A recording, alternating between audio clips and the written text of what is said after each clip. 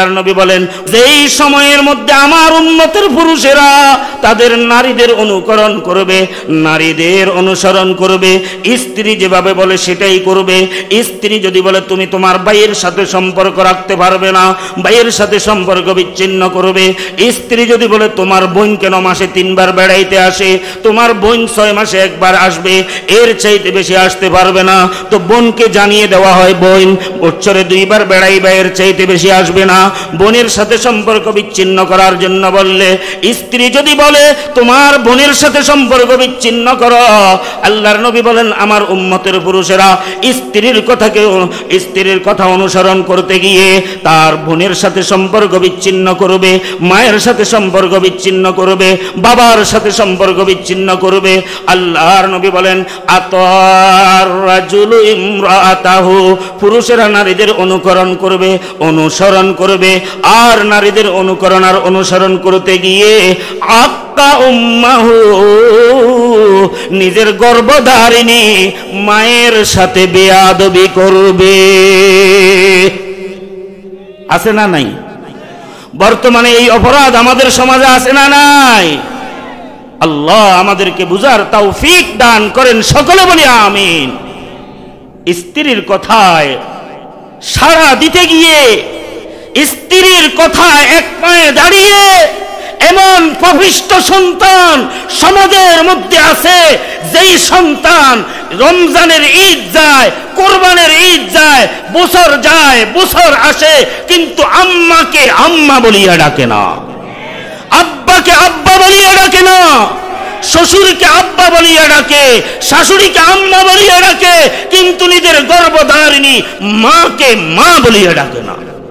কিন্তু ও আল্লাহর বান্দা, একেবারে অন্তর থেকে একটা কথা নিজের অন্তরকে জিজ্ঞেস করি, আজকে আমার মা মনে করেন 5টা বছর হয়ে গেছে, মাকে মা বলিয়া ডাকি নাই, মাকে মা বলিয়া মায়ের খেদমত করি নাই, মায়ের হক আদায় করি নাই।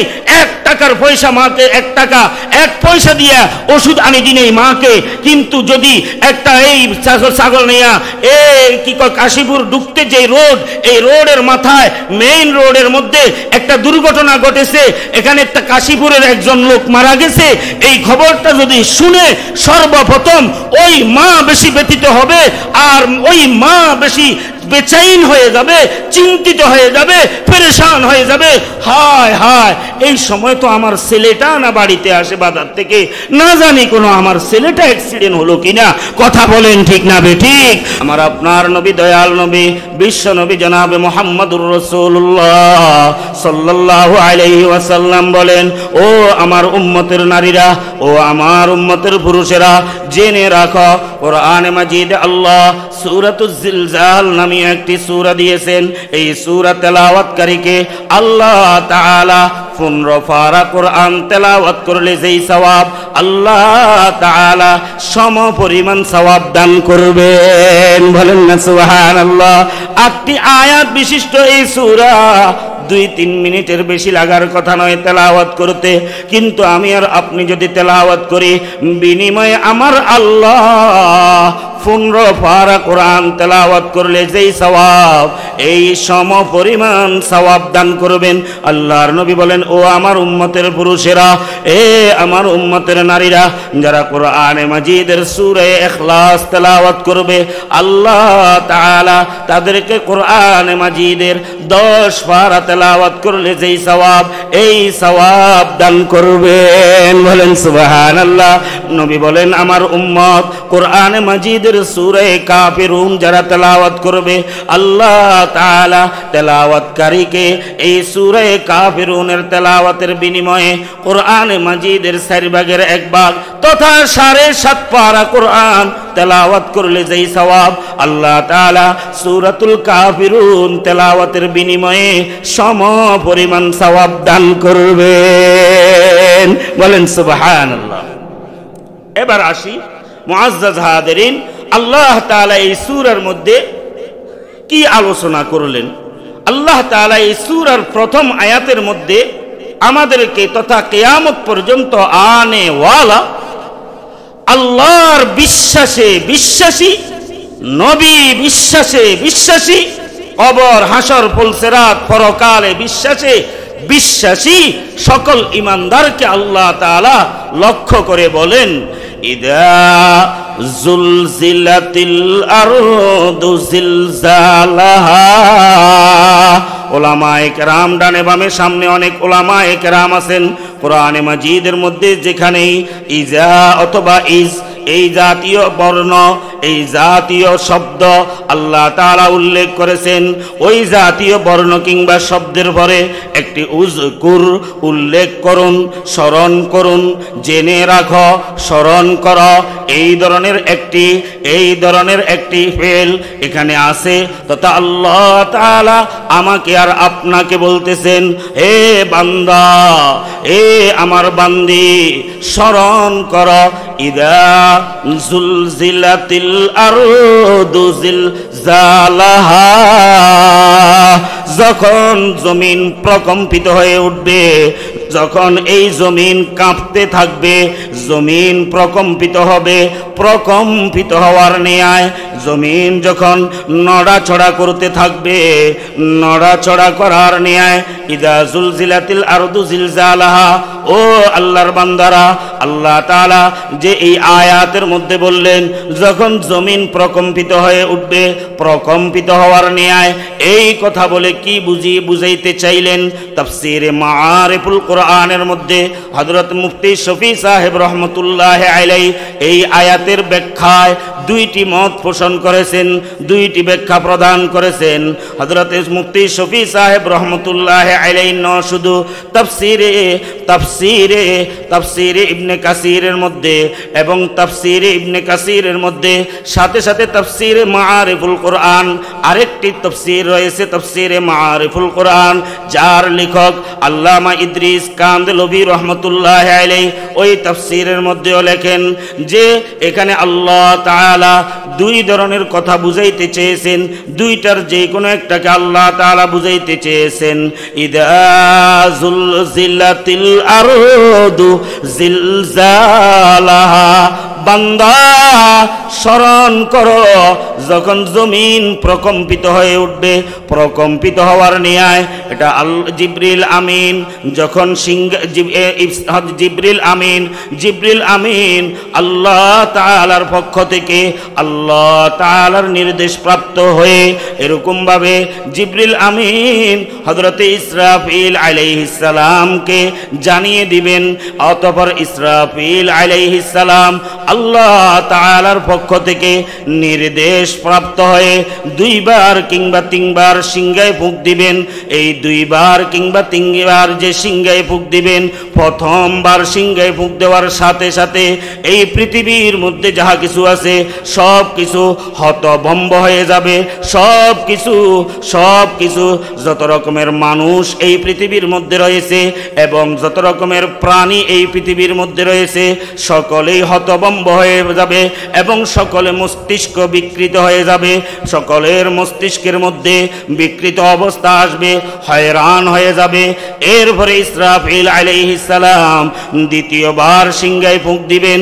দ্বিতীয়বার সিংহায় ফুঁক দেওয়ার পরে প্রত্যেকেই আপন আপন কবরের মধ্যে যে যেখানে আছে সেখানে আবার প্রত্যেকে জীবিত হবে। তৃতীয়বার আবার সিংহায় ফুঁক দিবেন।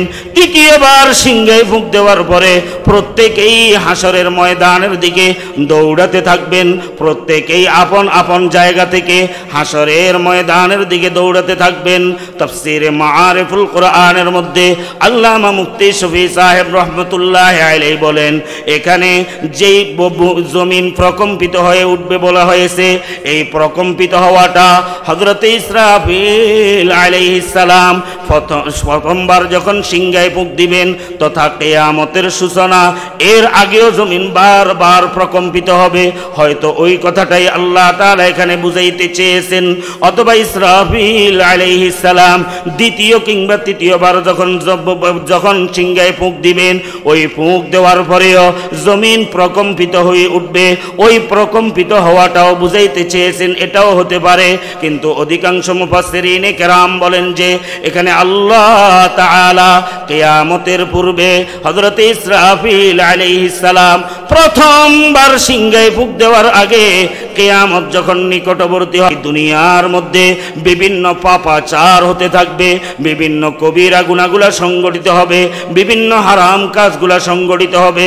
তখন অতীতের ন্যায় এই জমিনের মধ্যে বারংবার ভূমিকম্প হতে থাকবে। অতীতের ন্যায় এই জমিনের মধ্যে একের পর এক আকস্মিক বিপদ আসবে।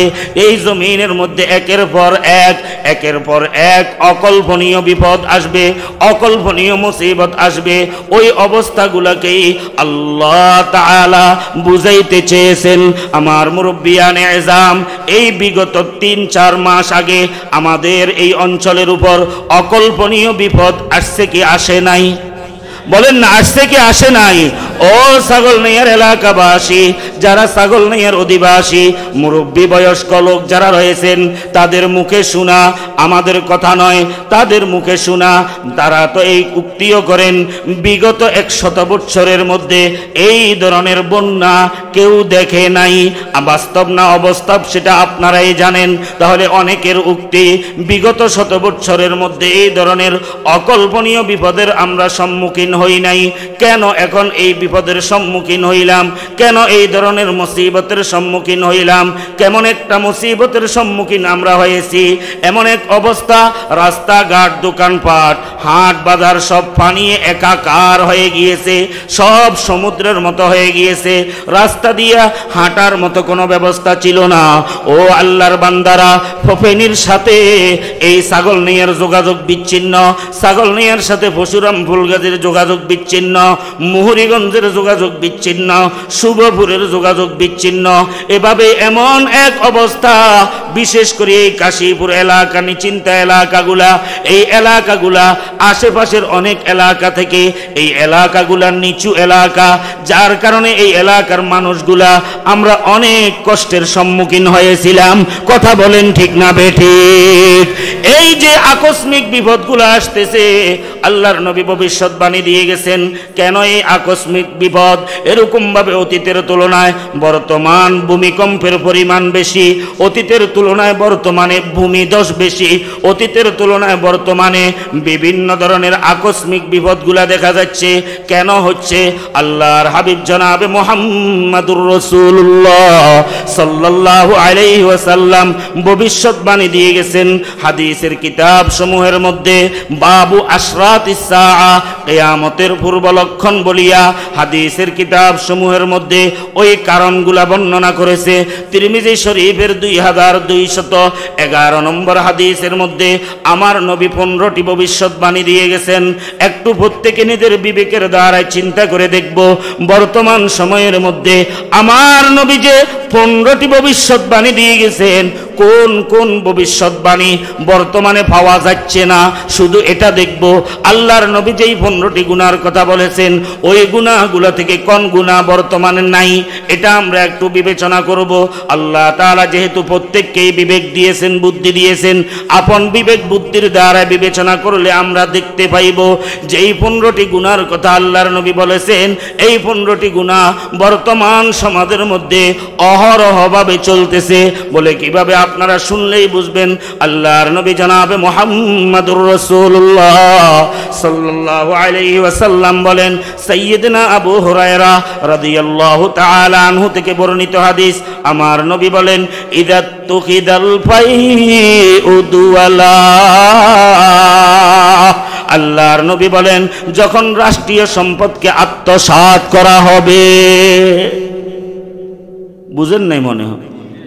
রাষ্ট্রীয় সম্পদ তো বর্তমানে কিঞ্চিত পরিমাণও আত্মসাৎ হয় না, কিঞ্চিত পরিমাণও আত্মসাৎ হয় না। ও আল্লাহর বান্দারা, রাষ্ট্রীয় সম্পদ কেমন আত্মসাৎ হয়েছে, এই দেশের যারা জনগণ, এই দেশের জনগণ সেটা অনুভব করতে পারবে না।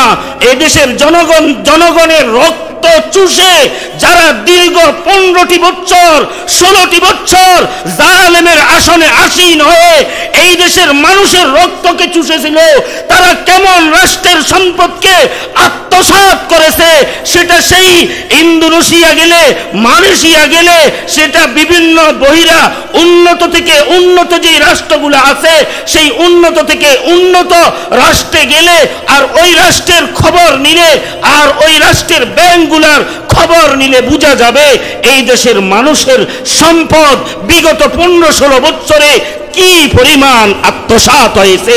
কথা বলেন ঠিক না বেঠিক?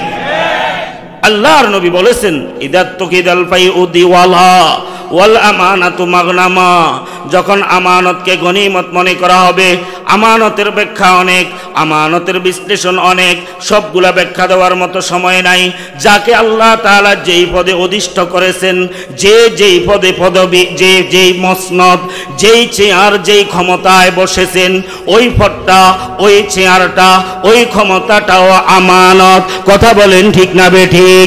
এই আমানত পেয়ে আমাদের দেশের সাধারণ থেকে সাধারণ একজন মেম্বারও, সাধারণ থেকে একজন সাধারণ চেয়ারম্যানও জনগণের কোনো ন্যায্য অধিকারের মূল্য তাদের কাছে ছিল না।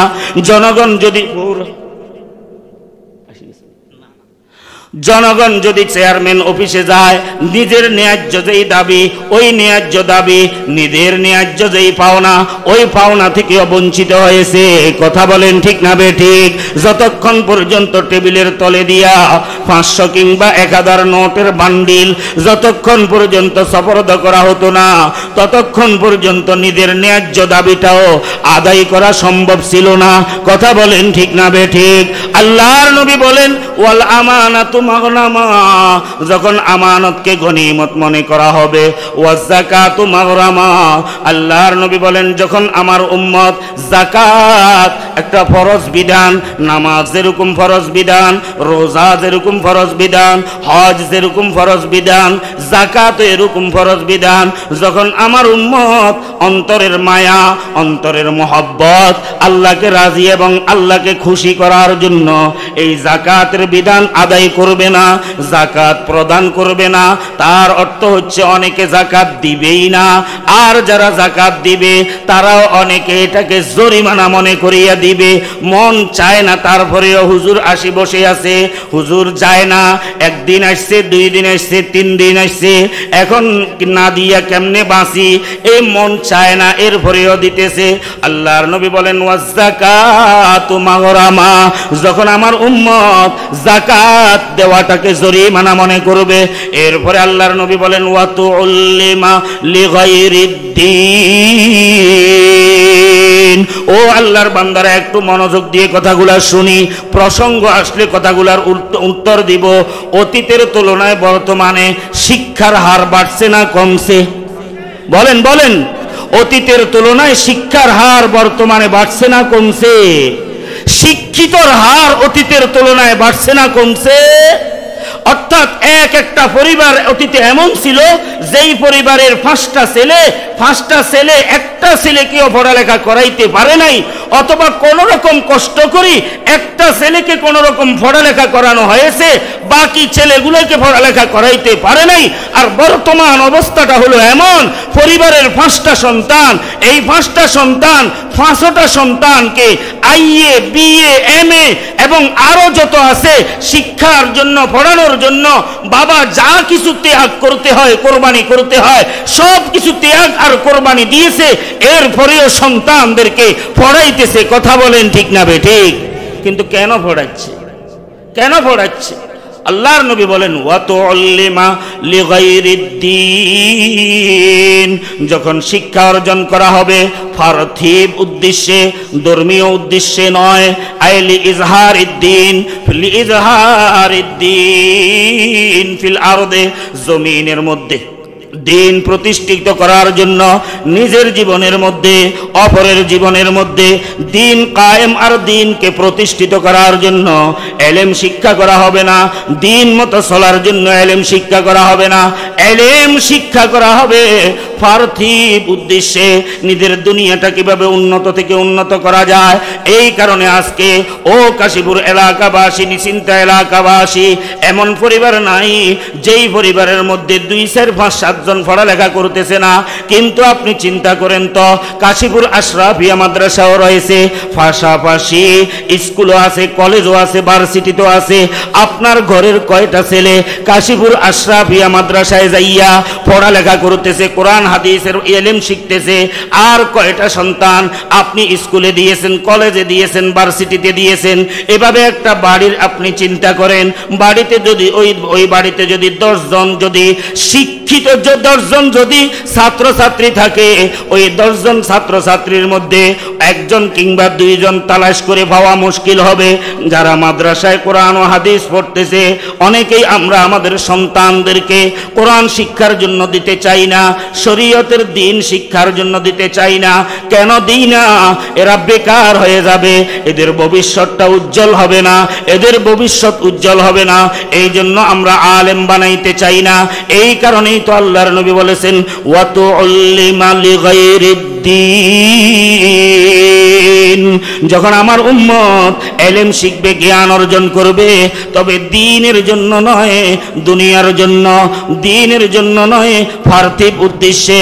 রে আল্লাহর বান্দারা, একটা স্কুল যদি ছুটি হয়, এই স্কুলের 1 ক্লাসের ছাত্রছাত্রী যদি বের হয়, তো আজকে শুধু কাশীপুর এলাকার কথা বলতেছি না, ছাগলনাইয়া জিজিয়া মাদ্রাসার কথাও বলি। একটা ক্লাস সরকারি মাদ্রাসাগুলা কিংবা স্কুল কলেজগুলা ছুটি হইলে একটা ক্লাসে যতগুলা ছাত্র আছে, এই কওমি মাদ্রাসাগুলাতে পুরা মাদ্রাসাতেও এতগুলো ছাত্র পাওয়া যায় না, বাংলাদেশের 2-4টা মাদ্রাসা ছাড়া। কেন? আজকে আমরা দুনিয়ার দ্বীনের চাইতে দুনিয়াকে প্রাধান্য দিয়ে দিছি। কথা বলেন ঠিক না বেঠিক? আল্লাহর নবী বলেন, ওয়াতুল্লিমা লিগাইরিদ্দিন, 4টা গেল। এরপরে আল্লাহর নবী বলেন, ওয়াতার রাজুলু ইমরাতাহু ওয়া আক্কা উম্মাহু, আমার উম্মতের মধ্যে এমন একটা অবস্থা আসবে, এমন একটা সময় আসবে, যেই সময়ের মধ্যে আমার উম্মতের পুরুষেরা তাদের নারীদের অনুকরণ করবে, নারীদের অনুসরণ করবে। স্ত্রী যেভাবে বলে সেটাই করবে। স্ত্রী যদি বলে তুমি তোমার ভাইয়ের সাথে সম্পর্ক রাখতে পারবে না, ভাইয়ের সাথে সম্পর্ক বিচ্ছিন্ন করবে। স্ত্রী যদি বলে তোমার বোন কেন মাসে 3 বার বেড়াইতে আসে, তোমার বোন 6 মাসে 1 বার আসবে, এর চাইতে বেশি আসতে পারবে না, তো বোনকে জানিয়ে দেওয়া হয় বোন বছরে 2 বার বেড়াইবা, এর চাইতে বেশি আসবে না। বোনের সাথে সম্পর্ক বিচ্ছিন্ন করার জন্য বললে, স্ত্রী যদি বলে তোমার বোনের সাথে সম্পর্ক বিচ্ছিন্ন করো, আল্লাহর নবী বলেন আমার উম্মতের পুরুষেরা স্ত্রীর কথা অনুসরণ করতে গিয়ে তার বোনের সাথে সম্পর্ক বিচ্ছিন্ন করবে, মায়ের সাথে সম্পর্ক বিচ্ছিন্ন করবে, বাবার সাথে সম্পর্ক বিচ্ছিন্ন করবে। আল্লাহর নবী বলেন, আতার রাজুলু ইমরাতাহু, পুরুষেরা নারীদের অনুকরণ করবে, অনুসরণ করবে, আর নারীদের অনুকরণ আর অনুসরণ করতে গিয়ে আক্কা উম্মাহু, নিজের গর্ভধারিণী মায়ের সাথে বেয়াদবি করবে। আছে না নাই? বর্তমানে এই অপরাধ আমাদের সমাজে আছে না নাই? আল্লাহ আমাদেরকে বুঝার তৌফিক দান করেন, সকলে বলি আমিন। স্ত্রীর কথায় সাড়া দিতে গিয়ে, স্ত্রীর কথায় এক পায়ে দাঁড়িয়ে এমন পবিত্র সন্তান সমাজের মধ্যে আছে, যেই সন্তান রমজানের ঈদ যায়, কোরবানের ঈদ যায়, বছর আসে, কিন্তু আম্মাকে আম্মা বলিয়া ডাকে না, আব্বাকে আব্বা বলিয়া ডাকে না, শ্বশুরকে আব্বা বলিয়া ডাকে, শাশুড়িকে আম্মা বলিয়া ডাকে, কিন্তু নিজের গর্ভধারিণী মাকে মা বলিয়া ডাকে না। কিন্তু ও আল্লাহর বান্দা, একেবারে অন্তর থেকে একটা কথা নিজের অন্তরকে জিজ্ঞেস করি, আজকে আমার মা মনে করেন 5টা বছর হয়ে গেছে, মাকে মা বলিয়া ডাকি নাই, মাকে মা বলিয়া মায়ের খেদমত করি নাই, মায়ের হক আদায় করি নাই। 1 টাকার পয়সা মাকে 1 টাকা 1 পয়সা দিয়া ওষুধ আনি দি নাই মাকে। কিন্তু যদি একটা এই ছাগলনাইয়া কি কয় কাশীপুর ঢুকতে যে রোড, এই রোডের মাথায় মেইন রোডের মধ্যে একটা দুর্ঘটনা ঘটেছে, এখানে একটা কাশীপুরের একজন লোক মারা গেছে, এই খবরটা যদি শুনে সর্বপ্রথম ওই মা বেশি ব্যথিত হবে, আর ওই মা বেশি বেচাইন হয়ে যাবে, চিন্তিত হয়ে যাবে, পেরেশান হয়ে যাবে। হায় হায়, এই সময় তো আমার ছেলেটা না বাড়িতে আসে বাজার থেকে, না জানি কোনো আমার ছেলেটা অ্যাক্সিডেন্ট হলো কিনা। কথা বলেন ঠিক না বেঠিক? সর্বপ্রথম যদি কেউ বের হয়ে আসে, তিনি আমার সেই গর্ভধারিণী মা, তিনি আমার গর্ভধারিণী মা। আজ ওই মায়ের সাথে বেয়াদবি করি। আল্লাহর নবী বলেন, ওয়া তার রাজুলু ইমরাতা, যখন আমার উম্মত পুরুষদের সাথে এই স্ত্রীদের অনুকরণ আর অনুসরণ করবে, এই স্ত্রীদের অনুকরণ আর অনুসরণ করতে গিয়ে আক্কা উম্মাহু, গর্ভধারিণী মায়ের সাথে নাফরমানি করবে। আল্লাহর নবী বলেন, ওয়াদনা সাদিকা, যখন আমার উম্মত বন্ধুকে আপন মনে করবে। একটু জিকির করে লা ইলাহা ইল্লাল্লাহ। জিকির করতে সামনে খালি জায়গা আছে, অনেক ফাঁকা জায়গা। আপনারা আমার সবাই মুরব্বী, তারপরেও বিনয়ের সাথে আবেদন করব, সামনের ফাঁকা জায়গাগুলো একটু পুরা করে বসি। লা ইলাহা ইল্লাল্লাহ।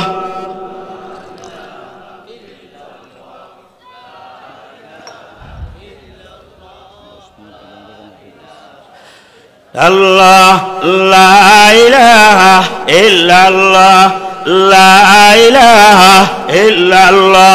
আল্লাহর নবী বলেন, ওয়া আদনা সাদিকা, আমার উম্মত বন্ধুকে আপন মনে করবে, বন্ধুকে আপন মনে করবে। ওয়া আকসাবা, বন্ধুকে আপন মনে করতে গিয়ে ফিতাকে পর ভাববে, ফিতাকে পর মনে করবে। অ্যাকাউন্ট বন্ধুর নামে করবে, ফিতার নামে করবে না। টাকা বন্ধুর কাছে পাঠাইবে, বাবার কাছে পাঠাইবে না।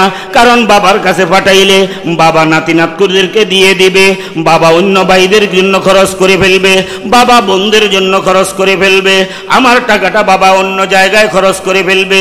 এই ভয়ে টাকা বাবার কাছে পাঠায় না, বন্ধুর কাছে পাঠায়। বন্ধুকে নিয়ে ছাগল নিয়ে বাজারে এবং ফেনি যাইয়া হোটেলে বসিয়া 2000 টাকা দিয়া উন্নত থেকে উন্নত মানের নাস্তা করা সহজ। গিরিল আরো কত কিছু দিয়া নাস্তা করে, 1000 টাকা বিল আসে, 2000 টাকা বিল আসে, কিন্তু বাবার জন্য 500 টাকা খরচ করিয়া ডাক্তার দেখানি সম্ভব হয় না। এমন সন্তান আছে না নাই?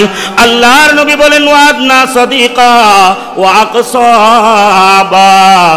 এরপরে আল্লাহর নবী বলেন, ওয়া যাহারাতিল আসওয়াতু ফিল মাসাজিদ, যখন আমার উম্মতের মধ্যে এমন একটি সময় আসবে, মসজিদের মধ্যে শোরগোল বেড়ে যাবে, মসজিদের মধ্যে হইচই বেড়ে যাবে, মসজিদের মধ্যে আমি ইমাম সাহেব আমার মতের বিপক্ষে বলছে, আমার কাছে সহ্য হয় নাই, বস আমি ইমাম সাহেবের বিরোধিতা শুরু করলাম। ও ইমাম সাহেব আপনি বয়ান বন্ধ করেন, ও ইমাম সাহেব খতিব সাহেব আপনি এটা কেন বয়ান করতেছেন? এই বলিয়া মসজিদের মধ্যে দুই পক্ষ হইয়া মসজিদের মধ্যে শোরগোল বেড়ে যাবে। বর্তমান সময়ে এগুলা আছে না নাই? ও আল্লাহর বান্দারা, সবচেয়ে বড় দুঃখ লাগে, সবচেয়ে বড় কষ্ট লাগে যাদেরকে নামাজি বানানোর জন্য, যাদেরকে দ্বীনের পথে আনার জন্য, যাদেরকে ধর্মের পথে আনার জন্য, যাদের মুখের মধ্যে দাড়ি আনার জন্য, যাদের মাথার মধ্যে টুপি আনার জন্য, যাদের গায়ের মধ্যে সুন্নতি লেবাস আনার জন্য ওলামায়ে কেরাম অনেক ছাড় দিয়েছেন, ওলামায়ে কেরাম তাদেরকে সুযোগ দিয়েছেন, ওলামায়ে কেরাম তাদেরকে সমর্থন দিয়েছেন, মিম্বর ছেড়ে দিয়েছেন তাদেরকে। তো আসো তোমরা মিম্বরে বসো, বয়ান করো, আসো তোমরা মিম্বরে আসো, এই বলিয়া ওলামায়ে কেরাম তাদেরকে উৎসাহ দিয়েছেন, উদ্দীপনা দিয়েছেন। ওই লোকগুলা আলেম ওলামার সঙ্গে স্পর্শ পাইয়া, আলেম ওলামার সহযোগিতা পাইয়া মসজিদে মসজিদে দাওয়াত ও তাবলীগের মেহনত করেছে। এখন যখন ইমাম সাহেব কোরআন সুন্নাহর আলোচনা করতে গিয়ে কোরআন সুন্নাহ বিবর্জিত আকীদা, ব্যক্তি পূজা, যেই ব্যক্তি পূজা কোরআন সুন্নাহ বিবর্জিত, ওই বিবর্জিত কোরআন সুন্নাহ বিবর্জিত ব্যক্তি পূজার যখন বিরোধিতা করে এবং এটা জাতিকে সচেতন করে, তখন আমাদের দেশের এক শ্রেণীর লোক আছে যারা এই আলেম ওলামার সমর্থন পাইয়া মসজিদের গেট তাদের জন্য খোলা হয়েছিল, এখন আলেম ওলামাদের বিপক্ষে যাইয়া আলেম ওলামাদের গায়ে হাত উঠায়। আছে না নাই? বলেন না আছে না নাই? শুধু গায়ে হাত উঠানি না, ও আল্লাহর বান্দারা, বড় আশ্চর্য লাগে কিভাবে এরকম একজন মুসলমানকে এভাবে বুকে ছুরি চালাইয়া, গলায় ছুরি চালাইয়া কিভাবে জবাই করতে পারে। আর যারা এভাবে জবাই করে তারা তাবলীগ ওয়ালা হোক তো দূরে থাকুক, তারা মুসলমান কিনা এটাও সন্দেহ হয়। কথা বলেন ঠিক না বেটি?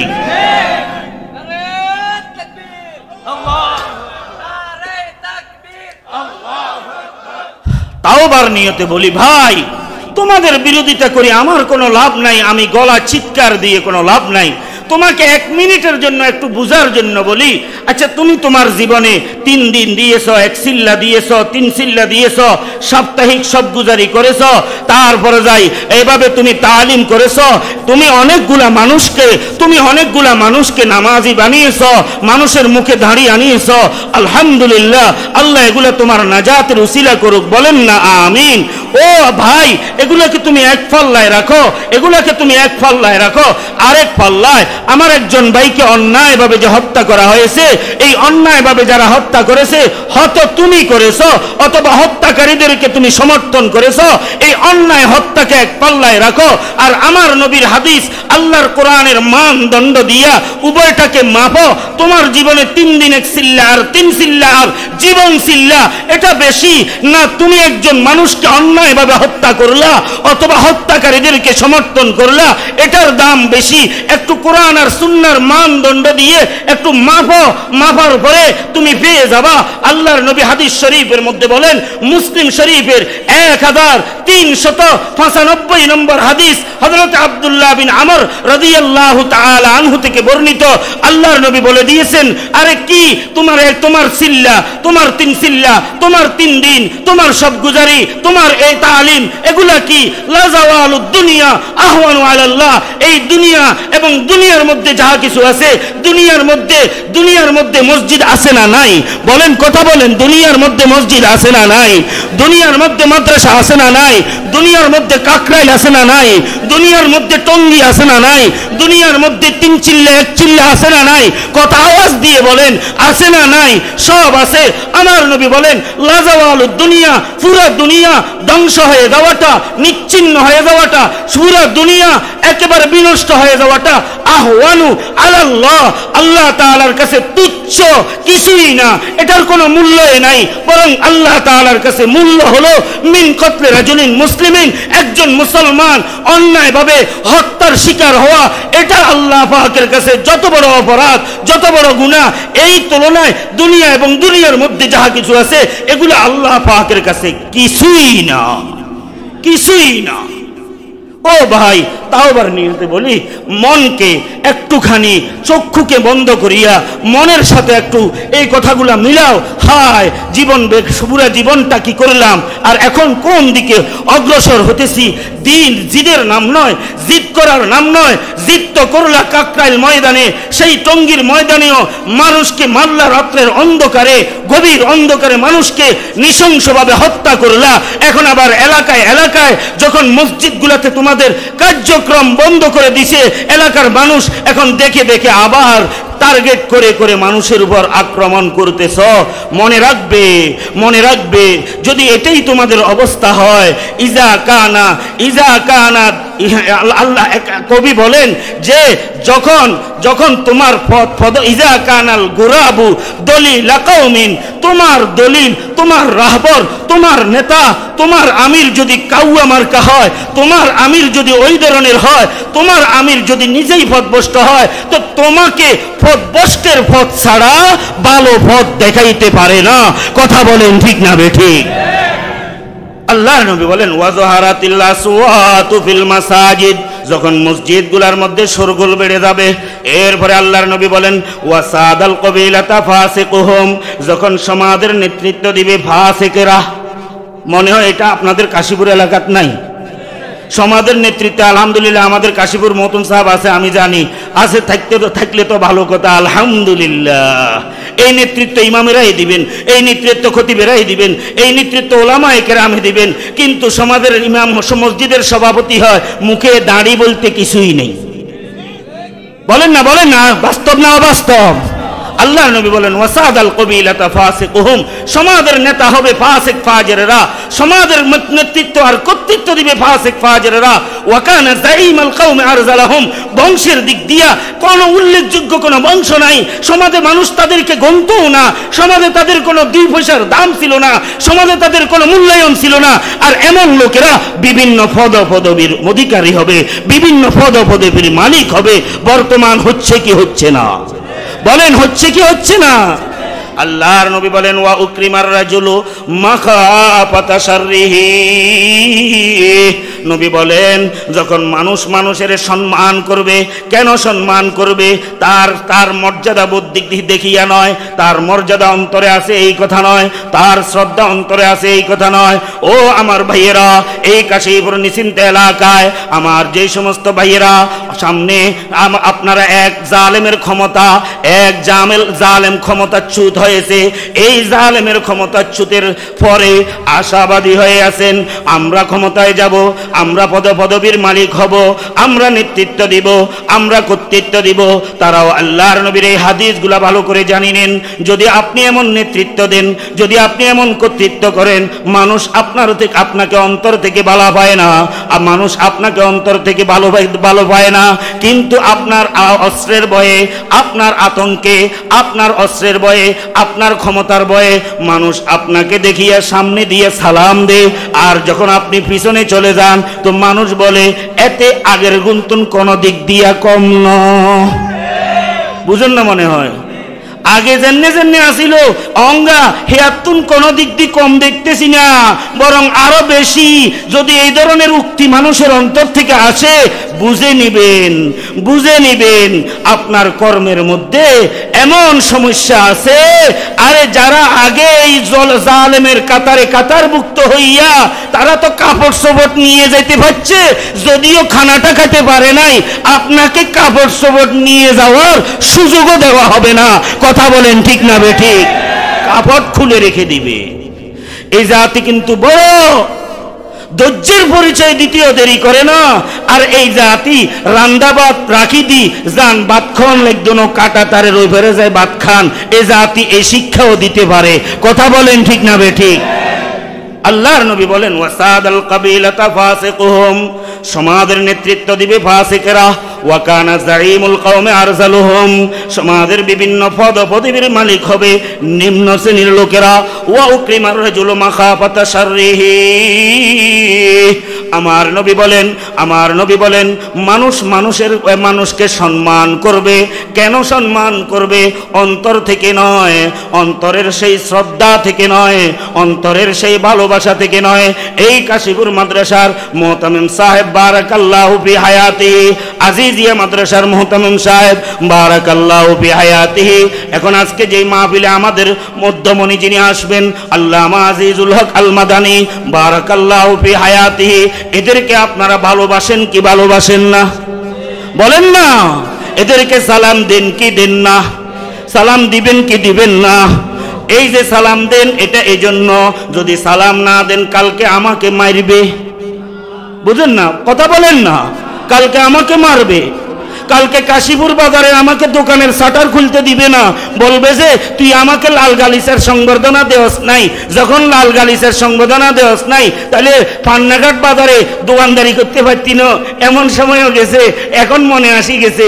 এই আজিজিয়া মাদ্রাসার পক্ষ থেকে আমি এই এলাকায় বিকালবেলা একটু খাল কেনার জন্য আসছিলাম, আমাদের আরেক ওস্তাদকে নিয়ে এই খাল কেনার জন্য। আর আসার পরে টাকাও নিয়ে এসছি অনেক, কিন্তু এমন এক বেকায়দায় পড়েছিলাম। তবে যে করেছে সেটা আপনাদের এলাকার নয়, একটু ওইদিকে এমন ভাবে চতুর্দিক থেকে ঘেরাও দিয়ে বলছে আমার এক ছাত্র এখানে হয়তো থাকতে পারে, আমার সামনে আসি কাঁদতেছে, চোখের পানি ফেলতেছে, আর তার গা থর থর করে কাঁপতেছে। আরে কিরে এরকম কাঁপতেছিস কেন?